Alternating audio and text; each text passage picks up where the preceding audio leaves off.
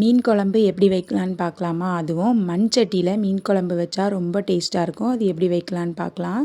First தேங்காயும் சின்ன வெங்காயத்தையும் நல்லா மைய அரைச்சிக்கணும். கொரகொரப்பாக அரைக்கக்கூடாது. நல்லா மைய அரைக்கணும் மீன் குழம்புக்கு மட்டும். அப்புறமா இது நாட்டு மிளகா தான். நாங்கள் வீட்டில் வச்சுருந்த மிளகாயில் ஒரு 4 மிளகா எடுத்திருக்கேன். ஏன்னா இது ரொம்ப காரமாக இருக்கும். அப்புறம் நம்ம மசாலா போடும்போது காரம் வந்து ஈக்குவல் ஆகிக்கிறோம். கருவேப்பிலையும் கொஞ்சமாக எடுத்துக்கிறேன்.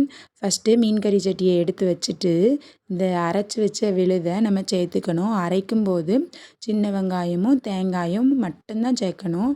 சின்ன சீரகம் சேர்க்கக்கூடாது. ஏன்னா சின்ன சீரகம் வந்து நம்ம மசாலா அரைக்கும்போது அந்த மல்லி மசாலா கூட சின்ன சீரகமும் ஆட் ஆகிருக்கும். அதனால் இந்த விழுதை மட்டும் சேர்த்துக்கிட்டு தக்காளியையும் சின்ன சின்ன பீஸாக வெட்டி வச்சுக்கணும்.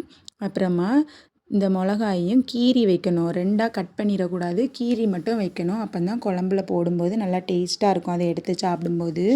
அப்புறமா கொஞ்சமாக தேவையான அளவு உப்பும் சேர்த்துக்கணும். இந்த மசாலா வந்து வீட்டிலையே ரெடி பண்ணது. எங்கள் அம்மா தான் எல்லாமே வாங்கி அதை காய வச்சு அப்புறமா மில்லில் கொடுத்து திரித்து வச்சு தந்தாங்க. அந்த மசாலா தான் ஒரு 2 ஸ்பூன் போட்டுக்கலாம். அப்புறமா புளியையும் நல்லா ஊற வச்சுக்கணும். ஒரு நெல்லிக்காய் சைஸ் புளி போதும். ஏன்னா தக்காளியும் சேர்த்துருக்கோம்ல, அதனால் ஒரு நெல்லிக்காய் சைஸ் புளியை நல்லா கொஞ்சம் நேரமாக ஊற வச்சுட்டு அதை அரைச்சி ஊற்றிக்கலாம்.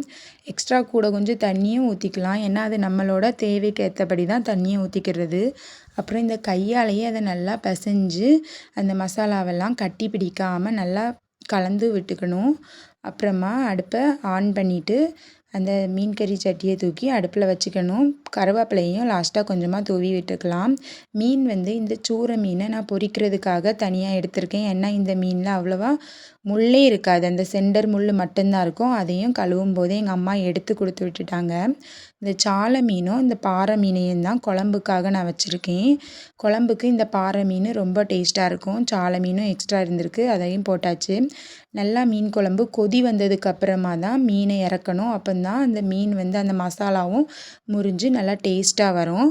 குழம்பு கொதித்ததும் ஸ்டவ் ஆஃப் பண்ணிக்கலாம். தேங்க்யூ.